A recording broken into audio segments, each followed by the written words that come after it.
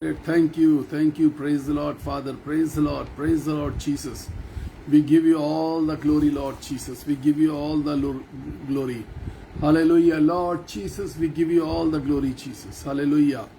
Wonderful Lord, wonderful Lord. Thank you, Jesus. Praise the Lord in heaven. Good morning, Father in heaven.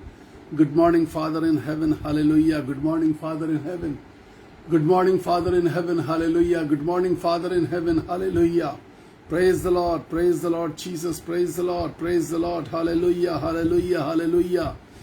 Oh Lord Jesus, we give you all the glory, Father, we give you all the glory, hallelujah. Oh धन्यवाद पिता परमेश्वर, तेरा धन्यवाद हो सामर्थी परमेश्वर, hallelujah Jesus, hallelujah, धन्यवाद यीशु राजा, धन्यवाद पिता परमेश्वर. Wonderful Lord, we give you all the glory, hallelujah, सारी आदर महिमा पिता स्वर्ग में पिता तेरा धन्यवाद हो hallelujah. Oh daddy in heaven good morning, daddy in heaven good morning, hallelujah Jesus. We give you all the glory, hallelujah. धन्यवाद यीशु राजा. Thank you Jesus, thank you Lord, thank you Jesus. धन्यवाद यीशु राजा. Thank you Jesus, hallelujah. धन्यवाद स्वामी, धन्यवाद पिता परमेश्वर तेरा धन्यवाद हो hallelujah Jesus. Thank you Lord, thank you Jesus. Glorious Lord, we give you all the glory, सारी आदर और महिमा. धन्यवाद यीशु राजा. प्रभु की स्तुति हो, प्रभु के नाम की महिमा हो. We give all the glory to the lord. हम परमेश्वर के नाम को मुबारकबाद कहते हैं, धन्य कहते हैं. आज की सुबह में we have got a wonderful lord. हमारे पास एक सामर्थी परमेश्वर है, अद्भुत परमेश्वर है. और खुदा के कलाम में कुछ इस तरीके से बताता है खुदा का कलाम कि हमारी तमाम कमजोरियों के अंदर गॉड वर्क्स, परमेश्वर कार्य करता है. In all our agonies, in all our weakness, हमारी सारी तमाम कमजोरियों के अंदर वो हमारे जीवन में काम करता है. जब हम कमजोर होते हैं तो दुनिया के लोग कई बार हमें छोड़ देते हैं, लेकिन खुदा का काम हमारी कमजोरियों से शुरू होता है. जब हमारी सारी सामर्थ्य निकल चुकी होती है तब खुदा का काम शुरू होता है. एंड वी ग्लोरीफाई लॉर्ड, और हम परमेश्वर को धन्य कहते हैं. ज्यादा वक्त नहीं लूंगा, सीधे टॉपिक पे चलते हैं. आज देर हो जाती है बाद में. कल मैं ट्रांसफिगरेशन के बारे में बात कर रहा था.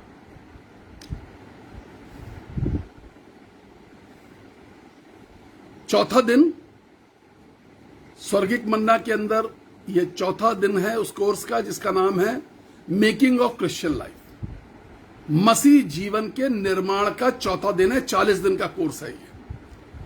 40 दिन हम इन बातों पर चर्चा करेंगे कि कैसे हम एक बेहतर मसीह जीवन बना सके. और हम अपने आप को मसीह तो कहते हैं, लेकिन क्या हमारा जीवन मसीह है ना? क्या हमारा जीवन मसीह है? हमारी जिंदगी मसीह है? हमारी लाइफ स्टाइल मसीह है? हम इन बातों पे चर्चा कर रहे हैं. आज चौथा दिन है. कल रूपांतरण पे बताया था. उसके पहले हमने यीशु मसीह के बपतिस्मे पे चर्चा करी, यीशु मसीह की पैदाइश पे चर्चा करी, यीशु मसीह के खो जाने पर चर्चा करी, कैसे हमारी जिंदगी से यीशु खो जाता है. आज हम रूपांतरण के एक सीढ़ी को और आगे बढ़ाएंगे, एक स्टेप आगे और बढ़ेंगे, और वो है प्रोसेस ऑफ ट्रांसफिगरेशन. यदि मैं सिर्फ रूपांतरण बताऊं तो वो बताना बेकार है. हर साल हर चर्च के अंदर ये रूपांतरण की कहानी 2 बार बताई जाती है. किसी न किसी सुसमाचार में से ये कहानी कम से कम 2 बार जरूर बताई जाती है. एक खास दिन होता है, फीस्ट ऑफ ट्रांसफिगरेशन, रूपांतरण का उत्सव, फीस्ट. उस दिन ये कहानी पढ़ी जाती है, इसी कहानी पे चर्चा करी जाती है, वही बातें बताई जाती कि यीशु मसीह पहाड़ पर चले गए, रूपांतरण हुआ, श्वेत हो गए, आवाज आई, पतरस याकूब यूहन्ना साथ में थे. ये सब बातें बताई जाती हैं. आज में देखिए कुछ आपको बातें बताऊंगा जो आपको बड़ी अजीब सी लगेंगी। पहले तो मैं एक बहुत ही मजेदार जगह दिखाता हूं आपको, और मुझे नहीं मालूम आपने उस पर कितना गौर किया। और वो ये है कि अगर हम मत्ती की इंजील 16 अध्याय 15वीं आयत पढ़ें तो ये रूपांतरण से थोड़ा पहले की स्टोरी है। जब आप वहां से पढ़ेंगे, अगर रूपांतरण की स्टोरी समझनी है तो इसको यहां से समझना पड़ेगा। प्रोसेस ऑफ ट्रांसफिगरेशन क्या प्रोसेस है, क्या तरीका है, आज हम इस बात पे चर्चा कर रहे हैं। लेकिन रूपांतरण को समझने के लिए एक घटना है जिसको आपको समझना जरूरी है। इंटरेस्टिंग है, मुझे नहीं मालूम आपने कितनी बार ध्यान दिया। मत्ती की इंजील 16वां अध्याय 15वीं आयत, यीशु ने चेलों से पूछा कि तुम मुझसे क्या कहते हो। 12 चेले थे। यीशु ने उनसे पूछा कि क्या कहते हो। 16 में जवाब आया।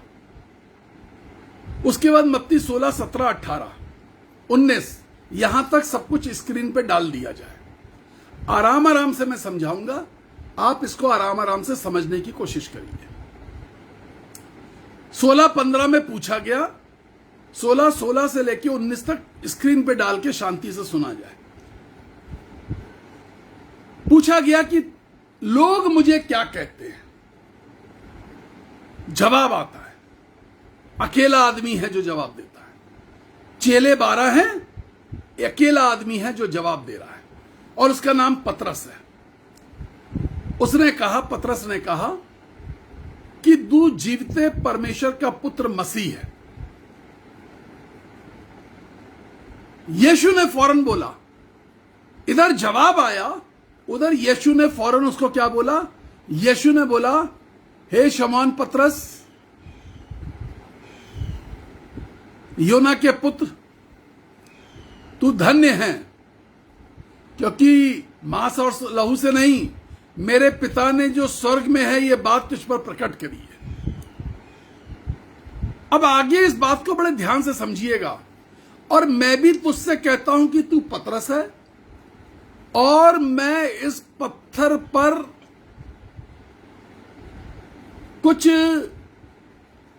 कुछ बाइबल के ट्रांसलेशन कहते हैं चट्टान पर। पतरस का मतलब ही होता है चट्टान। पतरस का मतलब ही होता है चट्टान। चट्टान कौन सी? चट्टान का क्या काम है? चट्टान अपनी जगह से हिलती नहीं है। चट्टानें खिसक जाती हैं, हिलती नहीं है, खिसक जाती हैं। आपने लैंडस्लाइड सुनी होंगी कि लैंडस्लाइड्स, बड़े बड़े पहाड़ों की चट्टानें दरक जाती है। आपने सुना होगा जमीन के अंदर की प्लेट्स जब भूकंप आता है तो कुछ चट्टानें हैं, कुछ प्लेट्स हैं जो नीचे खिसकी और उससे भूकंप आ गया, भूइंडोल आ जाता है। अब यीशु मसीह ने पतरस से वायदा क्या किया? देखिए, यीशु मसीह ने चट्टान से वायदा किया है कि मैं तुझ पर अपनी कलीसिया का निर्माण करूंगा।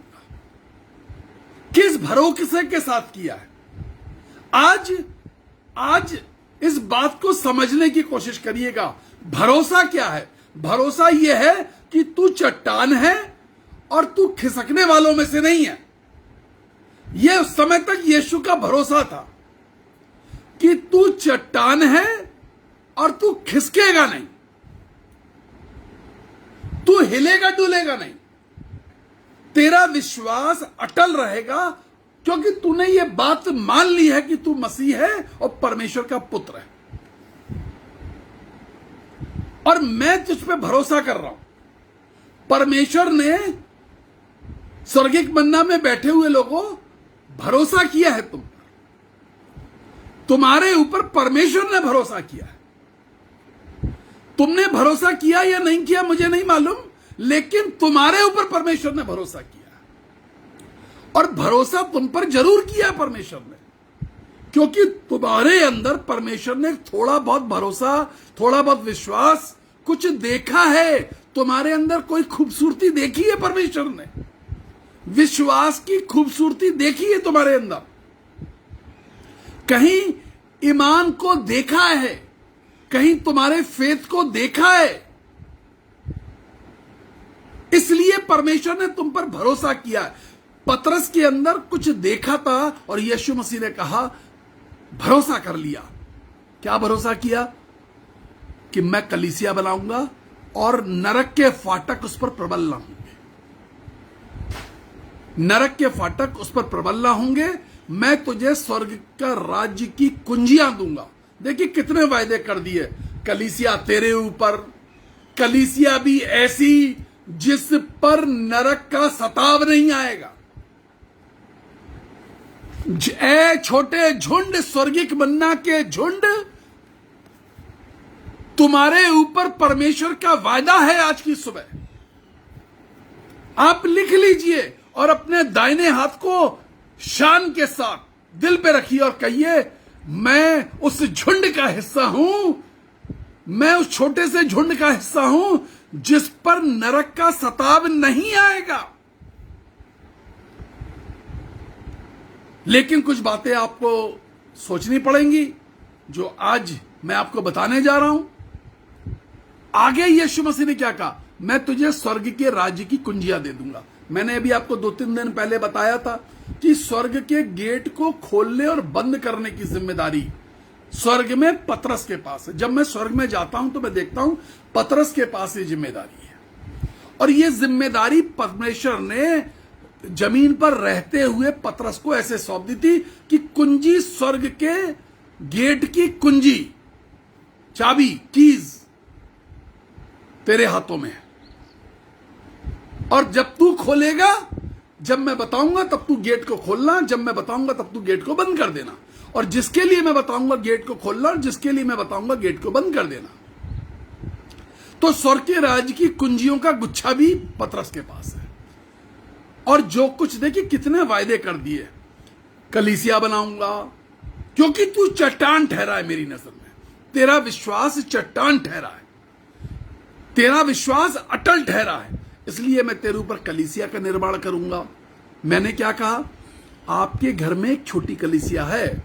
यदि आपके परिवार में 2 लोग भी हैं तो आपके पास एक कलीसिया है। आप उस कलीसिया के एक परिवार में एक व्यक्ति हेड है, वो पास्टर है उस चर्च का, उस कलीसिया का जो घर के अंदर है, होम फेलोशिप। और जो जवान हैं वो उस घर के भविष्यवक्ता बन जाएं। जवानों को भविष्यवक्ता बनाइए। जवान दर्शन में रहेंगे, परमेश्वर के अंकुश में रहेंगे, पवित्र आत्मा के। और जहां पे अंकुश नहीं रहता वहां लोग बेलगाम हो जाते हैं। जिस हाथी पे महावत अंकुश नहीं रखता, एक लोहे की इतनी बड़ी रॉड होती है, पॉइंटेड रॉड, उसको उसके सर पे रखता है, हाथी मतवाला नहीं होता, सही डायरेक्शन में चलता है। जवानों के ऊपर परमेश्वर के दर्शन का अंकुश रहता है। जब परमेश्वर के विजन का अंकुश रहता है, भविष्यवाणियों का अंकुश रहता है, घर का जवान सही रास्ते पर चलता है। जवानों को भविष्यवक्ता बनाइए, भविष्यवाणी करने वाला। और घर के बड़े लोग, बुजुर्ग लोग, जो भी बड़ा है, जो एल्डर है, जो चाहे वो 30 साल का बड़ा है लेकिन वो पास्टर बन जाए। और 16 साल, 14 साल, 12 साल का बच्चा आपके घर में प्रॉफिट बन जाए। देखिए मजा घर का, फिर परिवार के अंदर का मजा देखिए। फिर आप से प्रेज द लॉर्ड, हालेलुया। तो वायदे क्या कर दिए? स्वर्ग के राज की कुंजियां दूंगा। जो अब इसके आगे क्या वायदा है? पृथ्वी पर बांधेगा, स्वर्ग में बंध जाएगा, पृथ्वी पर खोलेगा, स्वर्ग में खुल जाएगा। कमाल की मैजिक स्टिक, मैजिक स्टिक, जादू की छड़ी। तू जमीन पे खोलेगा, स्वर्ग में खुल जाएगा। तू जमीन पे बांधेगा, स्वर्ग में बंद हो जाएगा। Magic stick. आप जिसके लिए आशीषें जमीन पर खोल देंगे, उसको आशीषें मिलने लगेंगी। आप जिसके दुखों को बंद कर देंगे जमीन पे, वो स्वर्ग से बंद हो जाएगा। मैजिक स्टिक, एक मैजिक स्टिक भी पकड़ा दी, जादू की छड़ी भी पकड़ा दी। कमाल का काम यीशु मसीह ने किया। लेकिन देखिए, इसके बाद इतनी सारी पावर, इतनी सारी अथॉरिटीज यीशु मसीह ने एक के पीछे एक पतरस को दे दी। अब इसके बाद यीशु मसीह बताने लगे, ये सब बातें हो गई, यीशु मसीह बताने लगे कि वो पकड़वाए जाएंगे, वो दुख उठाएंगे, उनके मारे जाने का समय आ गया है। अगर आप मत्ती की इंजील 16:22 और मरकुस 8:32 पढ़े, अब यीशु मसीह को इतनी अथॉरिटी और पावर मिल चुकी है। पतरस को फिर से रिपीट कर रहा हूं, पतरस को यीशु मसीह से इतनी पावर, इतनी अथॉरिटीज मिल चुकी है। जैसे ही पावर और अथॉरिटीज पतरस को मिली, पतरस भाई अपनी औकात भूल गए, अपनी हदें पार कर गए। देखिए क्या किया उन्होंने। मत्ती 16:22 और मरकुस 8:32 में लिखा है। इस पर पतरस, अभी यीशु मसीह क्या बता रहे हैं? यीशु मसीह दुख बता रहे हैं कि अभी मैं दुख उठाऊंगा, मैं पकड़वाया जाऊंगा, मुझे वो लोग सताएंगे, मेरे ऊपर मुकदमा करेंगे, मुझे मार डालेंगे, मैं क्रूस पे चढ़ाया जाऊंगा, मैं तीसरे दिन जी उठूंगा। मरकुस 8:32 और मत्ती 16:22 अगर आप पढ़ेंगे तो लिखा है, इस पर पतरस, ये बात सुनकर के पतरस यीशु मसीह को अलग ले गया और जाकर के यीशु मसीह को डांटने लगा। हाँ, कमाल की बात है। जो मास्टर तुम्हें अभी आशीष दे रहा है, डांटने लगा यीशु मसीह को। कैसी बात करते हो? ऐसे बात करी जाती है? तुम्हें बात करने का तरीका नहीं मालूम? यीशु मसीह समझ गए। यीशु मसीह ने कहा, शैतान मेरे पास से दूर हो जा। देखिए, जितनी ज्यादा सामर्थ्य में आप ग्रो करते हैं, जितनी ज्यादा अथॉरिटीज में ग्रो करते हैं, जितने ज्यादा अधिकारों में आप खेलते हैं, परमेश्वर ने जितने ज्यादा अधिकार दिए हैं आपको, इस बात को समझ लीजिए, शैतान उतना ज्यादा आपके आसपास है। अरे जब कोई आपके पास अधिकार नहीं है, कोई वरदान नहीं है, तो वो आके क्या करेगा आपका? वो क्यों छेड़छाड़ करेगा? उसे मालूम तुम तो चल ही रहे हो मेरे रास्ते पर, तुम तो नरम गरम सुमसुम हो। लेकिन यदि आप सामर्थ्य से भरे हुए हैं, आप परमेश्वर के विशेष अनुग्रह से भरे हुए हैं, आप विजनरी हैं, आप दर्शन वाले हैं, आप भविष्यवक्ता हैं, आप परमेश्वर के दर्शन को जानते हैं, योजनाओं को बताने वाले हैं, हर वक्त वो ललक में रहता है, हर वक्त वो चालाक आदमी जिसका नाम इब्लीस है, वो चालाक और धूर्त सांप, वो देखा करता था इनसे यहोवा परमेश्वर रोज मिलने आता है। वो हर वक्त, हर पल, हर क्षण चालाकी से देखा करता था कि किस दिन मौका मिलूं और किस दिन इनके आत्मिक जीवन को बर्बाद कर। ट्रांसफिगरेशन में रूपांतरण के समय इस बात का विषय, मैंने इस बात का जिक्र इसलिए किया कि यह बात आपको समझनी पड़ेगी कि धूर्त कहीं आसपास है जब आपकी जिंदगी में बदलाव हो रहा होता है। वो चालाक इब्लीस कहीं आसपास है जो कुछ ऐसी बात करेगा कि तुम परमेश्वर की उपस्थिति से दूर हो जाओ। अब प्रोसेस ऑफ ट्रांसफिगरेशन, मैं कोशिश करूंगा कि आज ही सब प्रोसीजर बता सकूं, अगर नहीं बता पाया तो कल फिर और रखेंगे। स्टेप 1, कुलुस्सियों 1:16, 1:15 पहले पढ़ दें। स्क्रीन पर डाल दिया जाए फटाफट। यीशु मसीह सारी चीजों का निर्माण करता था, जिसने सृष्टि की हर एक चीज को बनाया। जिस त्रि एकत्व परमेश्वर पे हम विश्वास करते हैं, पिता, पुत्र और पवित्र आत्मा में, जिन तीन परमेश्वर पर, त्रि एकत्व परमेश्वर पर विश्वास करते हैं, उसमें यीशु मसीह सेकंड नंबर पे, पिता, फिर पुत्र, फिर पवित्र आत्मा। सेकंड नंबर पे क्रिएटर है। खुदा के कलाम में लिखा है 1:15 के अंदर, इसके बाद 1:16 भी डाल दी जाए। 1:15 में लिखा है, पुत्र तो अदृश्य परमेश्वर का प्रतिरूप और सारी सृष्टि में पहलौठा है। अदृश्य परमेश्वर का प्रतिरूप है।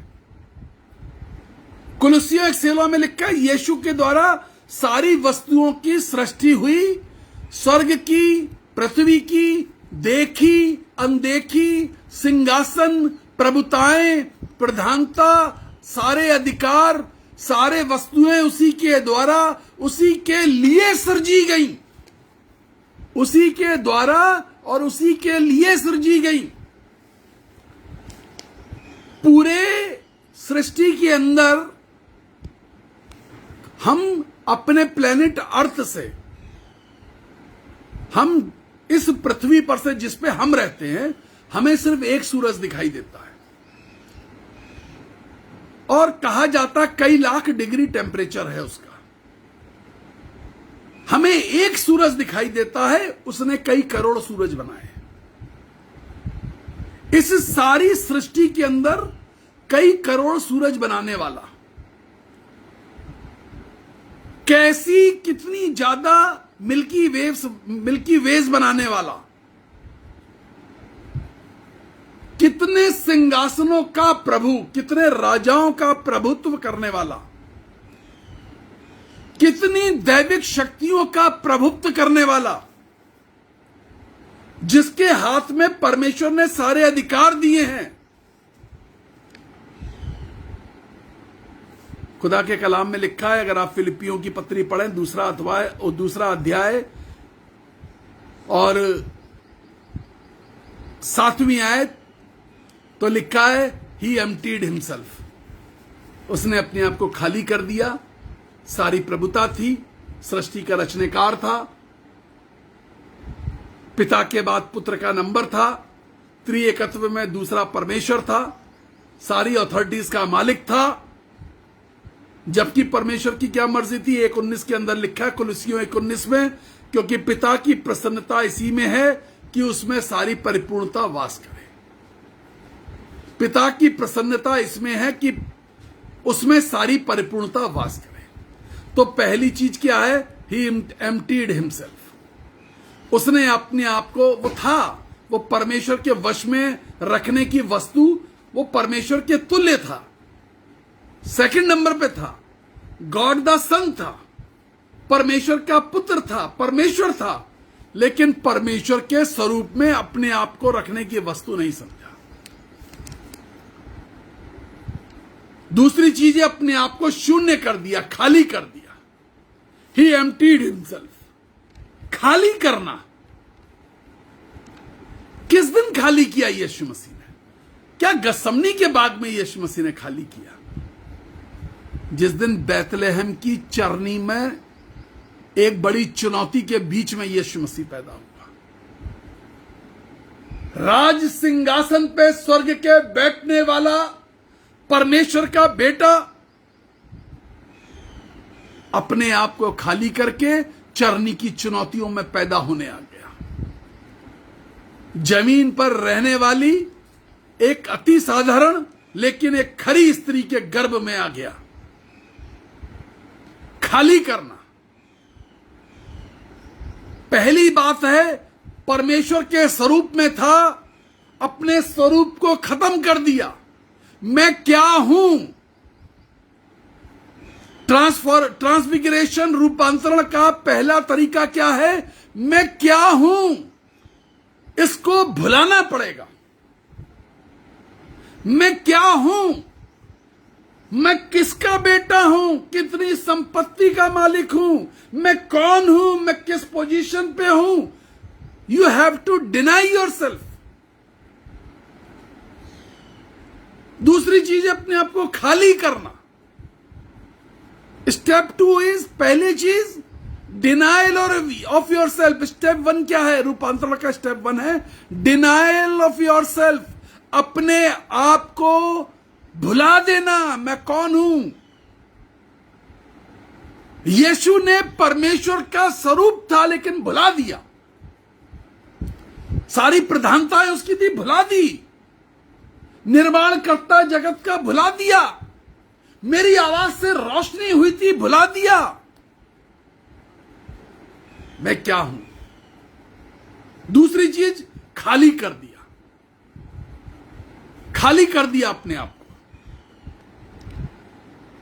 चरनी की चुनौती में पैदा हुआ, अपने आप को खाली किया। 100% इंसान के रूप में आना, परमेश्वर की भक्ति के स्वरूप में आना, 100% परमेश्वर के नजदीक आना। कल शाम को जब हम अपने परिवार में फैमिली प्रेयर कर रहे थे तो मेरी वाइफ ने जो परमेश्वर के वचन से जो बाइबल की आयतें पढ़ी वो इस प्रकार से थी कि मैं यहोवा के पास गया, वो मेरे अति आनंद का कुंड है। यही पढ़ा था ना, वह मेरे अति आनंद का कुंड है। परमेश्वर हमारे जीवन के अति आनंद का कुंड है। लेकिन उसके पहले क्या लिखा? मैं यहोवा के पास गया। मैं यहोवा के पास गया। बात जरूरी यह है कि मैं इस लायक हूं कि यहोवा के पास जा सकूं या ना जा सकूं। मैं यहोवा के पास गया। आप स्कूल गए लेकिन स्कूल पहुंचे नहीं, क्लास में पहुंच गए। क्लास में पहुंच गए लेकिन अभी भी आप स्कूल में नहीं हैं। आप क्लास में बैठे लेकिन अभी भी आप क्लास में नहीं हैं। एब्सेंट माइंडेड है, एब्सेंट माइंडेड, कहीं किसी दूसरी दुनिया में खोए हुए हैं, किसी दूसरे ड्रीम लैंड में हैं, कहीं के दुस्वप्न देख रहे हैं, सपने देख रहे हैं। बच्चे कॉपी किताबें लेके पढ़ने बैठते, कहीं की स्टोरी दिमाग में चल रही होती है। प्रार्थना कराते, ब्रदर मन नहीं लगता, अंकल मन नहीं लगता, ब्रदर मामा दिमाग जो है बदल जाता है, कुछ हो जाता है।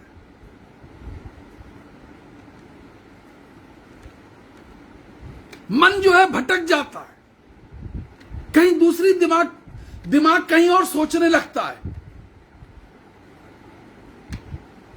क्या हो गया? क्योंकि तुमने अपने आप को खाली नहीं किया। मैं यहोवा के पास गया और वो मेरे जीवन के लिए आनंद का, अति आनंद का कुंड है। जाने के लायक अपने आप को तैयार करना, अपने आप को खाली करना। यीशु मसीह ने खाली होके दिखाया, खाली हूं, कोई पहचान नहीं हूं, कोई पहचान नहीं है मेरी। मैं खाली हो गया हूं, मैं खाली बर्तन हूं। मैं तो बच्चों को कहता हूं, यदि मैथ्स में परेशानी हो रही है, इंग्लिश में परेशानी हो रही है, संस्कृत में परेशानी हो रही है, ज्योग्राफी के आपको जो मैप से समझ में नहीं आ रहे हैं, आपको अलजेब्रा की प्रॉब्लम समझ में नहीं आ रही है, ट्रिग्नोमेट्री आपको समझ में नहीं आ रही है, उस किताब को रखिए और कहिए, प्रभु खाली हूं, प्रार्थना कर रहा हूं, आज मैं इस चैप्टर को पढ़ने जा रहा हूं, तू ये चीज मेरे अंदर उड़ेल दे। प्रार्थना के साथ, अरे अपने आप को जगह तो बनाओ ट्रिग्नोमेट्री आने की, अपने अंदर जगह तो बनाओ अलजेब्रा आने की। मुझे खाना अच्छा बनाने नहीं आता है, जगह तो बनाओ। प्रार्थना करो, खाना बनाने से पहले प्रार्थना करो, खाना अच्छा बने लगेगा। मैं अक्सर अपनी वाइफ को देखता हूं, वो कुछ चीज बना रही होती है, गेस्ट आ रहे होते हैं, वो प्रेयर करती है और एक क्रॉस का साइन बनाती है खाना बनाते हुए। ये उसका तरीका है। and she cooks very well, very tasty food. जब हम, और ये बच्चों ने सीखा, बच्चों ने इस बात को सीखा कि मम्मी को उन्होंने ये करते देखा। कुछ नई चीज शुरू करने से पहले यहोवा परमेश्वर के पास गए, ये बताने के लिए गए हम खाली हैं, हम खाली हैं। देखिए ट्रांसफॉर्मेशन जिंदगी के अंदर शुरू हो गया कि आपने कहना शुरू किया कि हम खाली हैं। आपकी जिंदगी में ट्रांसफॉर्मेशन शुरू हो गया। बच्चों को सिखाइए खाली होना, तब परमेश्वर का आशीषें आपके जीवन में आएंगी। स्टेप थ्री क्या है? दास का स्वरूप धारण किया। मुझे लगता है कि मैं आज खत्म कर लूंगा इस टॉपिक को, कोशिश कर रहा हूं। स्टेप 3, दास का स्वरूप धारण कर लिया। वो फैंसी ड्रेस कंपटीशन होता है स्कूल में, तो फैंसी ड्रेस कंपटीशन में क्या होता है? बच्चे, माँ बाप बच्चों को बड़ी तैयारी करते हैं। सब माँ बाप बच्चों को बड़ा तैयार करते हैं। देखिए अच्छा खासा सुंदर प्यारा सा गोलू गोरा गोरा बच्चा जिसके गुलाबी गाल, उसको गंदा संदा बना के भिखारी बना करके स्कूल में फैंसी ड्रेस कंपटीशन में भेजते हैं भैया। भिखारी बना करके फैंसी ड्रेस कंपटीशन में भेजा जाता है। वो हमारी छोटी वाली बेटी बता रही थी एक दिन की, मुझको सब्जी वाला बना के भेज दिया था फैंसी ड्रेस में। वेजिटेबल क्वीन, बताइए। वो केजी क्लास में वो जो सब्जी वाली होती ना, उसका नाम था वेजिटेबल क्वीन, और उसके तमाम तरह तरह की सब्जियां पहना दी, लटका दी कि ये वेजिटेबल क्वीन है। ये देखिए अच्छा खासा सुंदर बच्चा। अब यीशु मसीह इतना सुंदर, इतना खूबसूरत, और खुदा के कलाम में वो तो शारोन देश का गुलाब है। इतना खूबसूरत यीशु मसीह, और लिखा है अपने आप को दास बना दिया। यीशु मसीह फैंसी ड्रेस में नहीं आया था।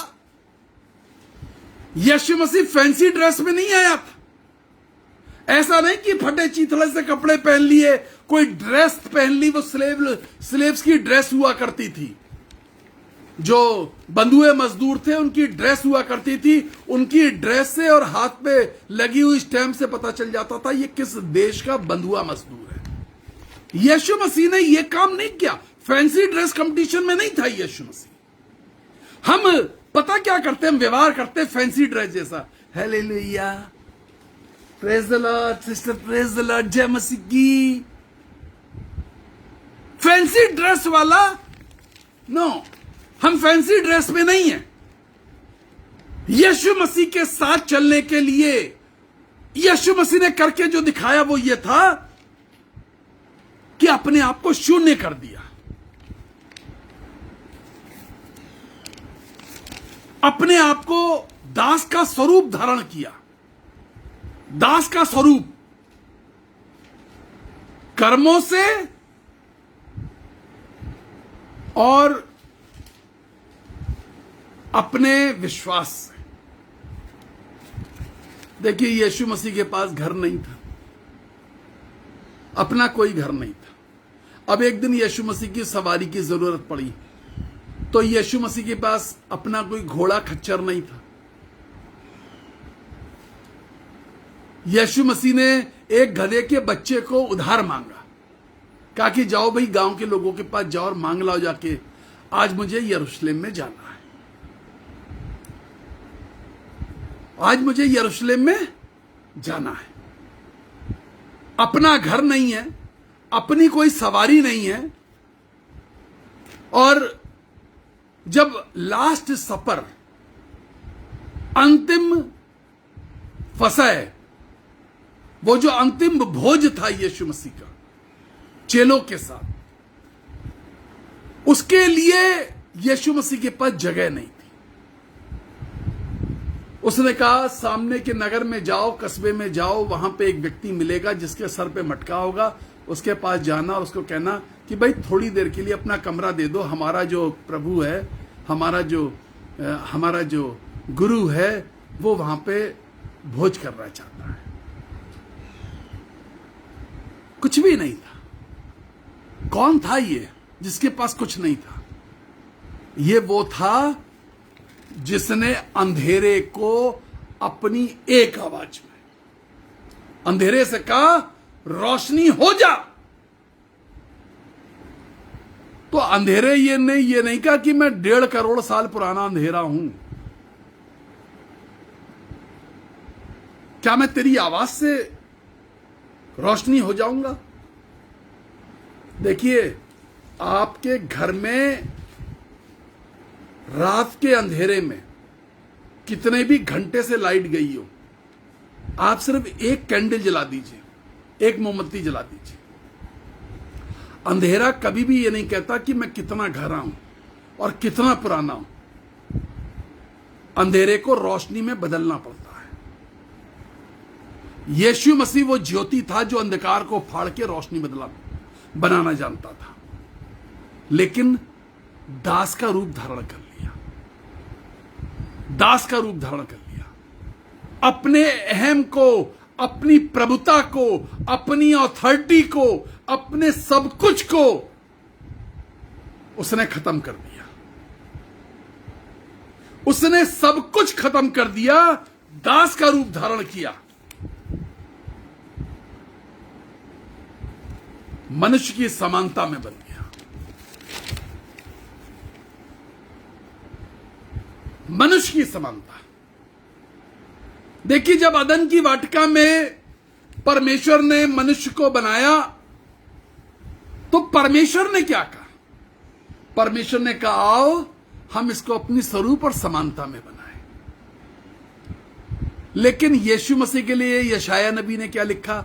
हमने उसको दुर्दशा में जाना, देखा और वो उसकी शक्ल पहचान में नहीं आती थी। मनुष्य की समानता में यीशु मसीह पहले बना। मनुष्य की समानता में जब यीशु मसीह को पकड़ने के लिए, देखिए होता क्या है, जरा सी अथॉरिटी मिल गई, जरा से वरदान मिल गए, जरा सा पवित्र आत्मा मिल गया, हम ऐसे हो जाते हैं, टेढ़े होके चलने लगते हैं। हम ऐसे बहुत से लोगों को जानते हैं जिनके परिवार के ऊपर अपने हाथ रखे, उनको पवित्र आत्मा मिल गया, उनको वरदान मिल गए, फिर वो हमसे टेढ़े होके चलने लगे। चलो, हम बुरा नहीं मानते, टेढ़े होके चलो, लेकिन चल के दिखाओ और चलते रहना। चल के दिखाओ और चलते रहना। ऐसा ना हो किसी दिन एक ऐसी घटना घटे कि पतरस यीशु से मुकर गया। चल के दिखाओ और चलते रहना। हमसे मुकर तो गए और सोचा ये लास्ट था, ये जो हमें संजय गुप्ता के हाथ रखने से वरदान मिले हैं, बस ये लास्ट था। अब हम सब कुछ जान गए, सारा ज्ञान प्राप्त मिल गया, सारा ज्ञान मिल गया। ज्ञान नहीं मिला, अभी ज्ञान को दूर से देखा था आपने। चेलों को ज्ञान तब मिला जब यीशु मसीह कब्र फाड़ने के बाद, जी उठने के बाद 40 दिन अधोलोक में प्रचार करने के बाद जब चेलों से मिला, फिर स्वर्गारोहण हुआ, फिर चेले 120 एक जगह बने बैठे, फिर उनमें एक चित्त एक मनसा आई, फिर पवित्र आत्मा आया, ज्ञान उसके बाद आया। अभी तो झलक देखी थी, पवित्र आत्मा को आते हुए देखा था, कुछ वरदानों को सुना था। जिस ईमान में मैंने तुम्हें छोड़ा था तुम चल नहीं रहे हो। जिस ईमान में मैंने तुम्हें छोड़ा था तुम उसमें चल नहीं पाए।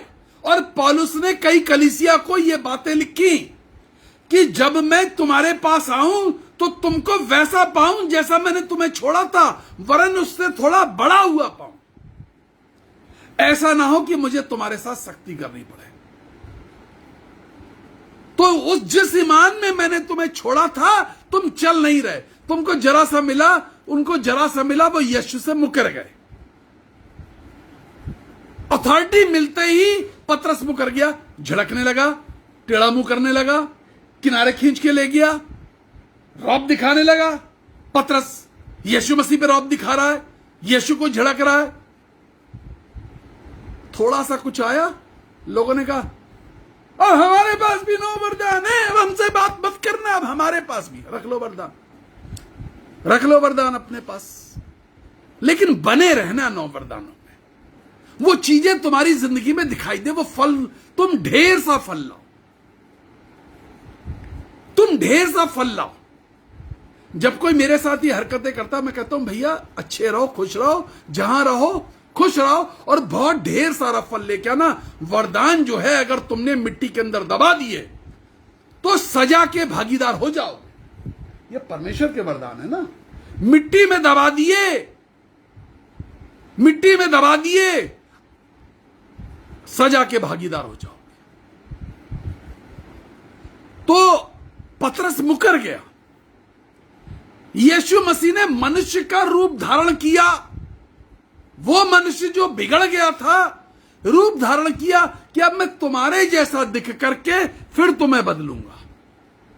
मैं तुम्हारे लेवल पे आके तुमको फिर उठाऊंगा, फिर से खींचूंगा, मैं फिर से तुमको ऊपर करूंगा। तुम जो कहीं दब गए, कहीं कुचले हुए उसे दिखते हो, मैं फिर से तुम्हें ऊपर करूंगा। आगे ओबीडियंट, आज्ञाकारी रहा।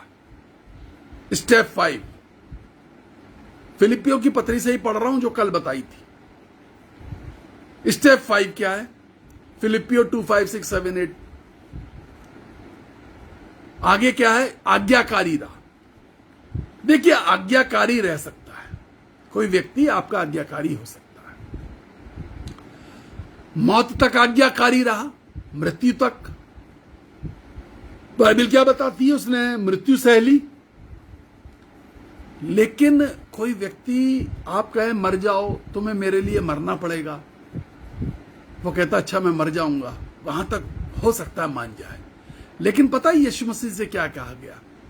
You have to die like a criminal, you have to die like a criminal. तुझे क्रूस की मृत्यु सहनी पड़ेगी। सबसे ज्यादा क्रूर मृत्यु थी क्रूस की मृत्यु। हाई कोर क्रिमिनल्स जो होते थे, सबसे संगीन अपराधी जो होते थे, उनको क्रूस की मृत्यु दी जाती थी। सबसे संगीन अपराधी की मौत,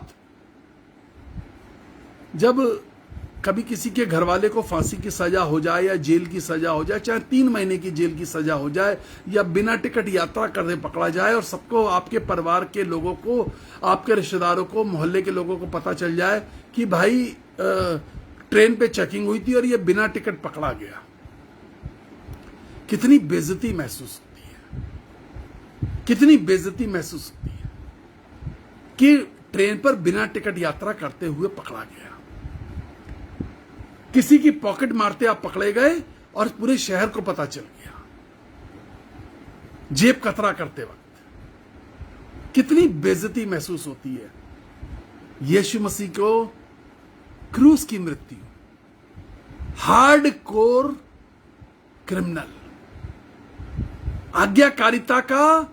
आज्ञाकारिता का पैमाना देखिए, पैरामीटर्स देखिए। आज्ञाकारी होना, ये जो रूपांतरण होता है, ये तब होता है जब आप आज्ञाकारी, उस लेवल के आज्ञाकारी होते। प्रभु तू जो कुछ कहेगा, तू जो कुछ कहेगा मैं मान लूंगा, जो कुछ कहेगा मैं मान लूंगा।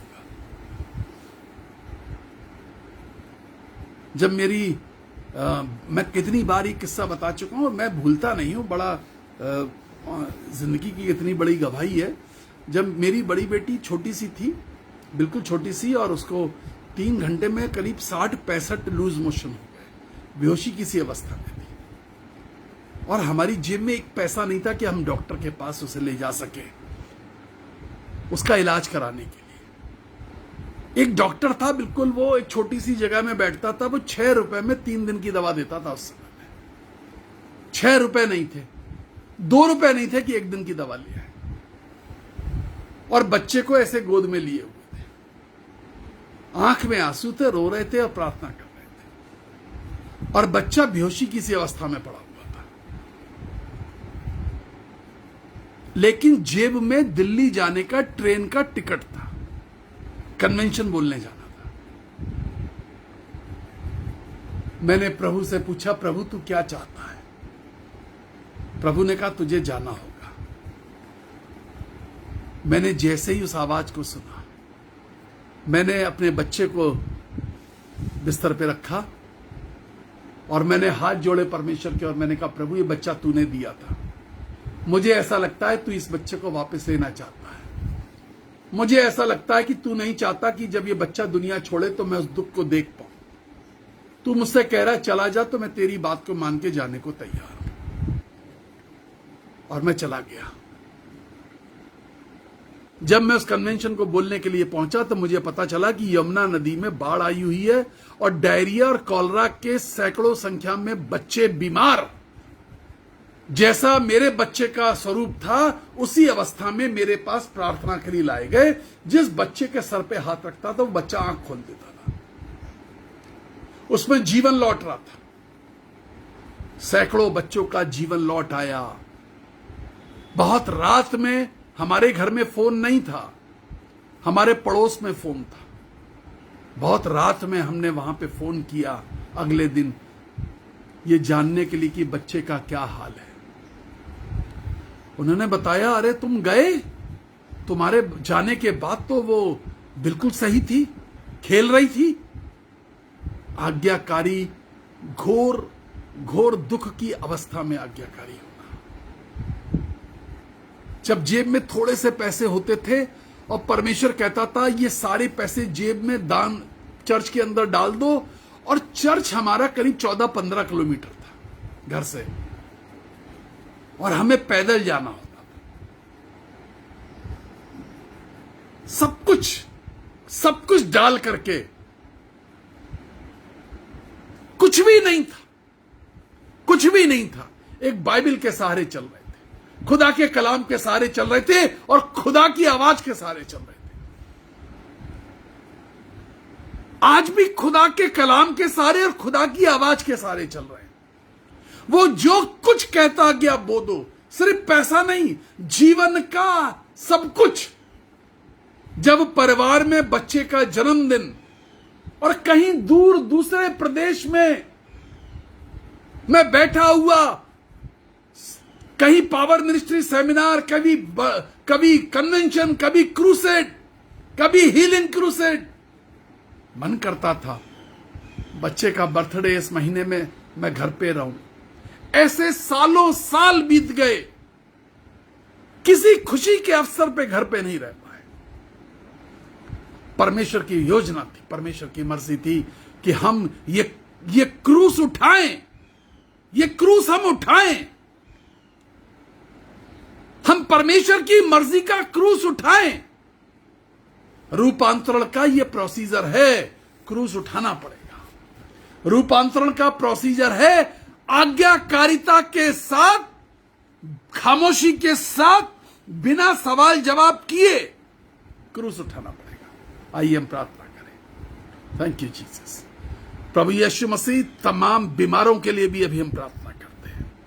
मुझे परमेश्वर बता रहा है कुछ लोग बीमार हैं आज। In the name of Jesus, Yeshu Masih के नाम में हर बीमारी को, दिल की धड़कन का बढ़ना घटना, पेट के दर्द, लोअर एब्डोमेन का पेन, पिंडलियों का दर्द, कमर के पीछे का दर्द, यीशु मसीह नासरी के नाम में, आंखों की सूखने की समस्या यीशु मसीह नासरी के नाम में दूर हो जाए। मैं कहता हूं डायबिटिक की बीमारी यीशु के नाम में कंट्रोल हो जाए। हाई ब्लड प्रेशर्स, घबराना, चक्कर आना, परेशान होना, आंखों के सामने काला छा जाना, अंधेरा, यीशु मसीह के नाम में चंगे हो जाओ।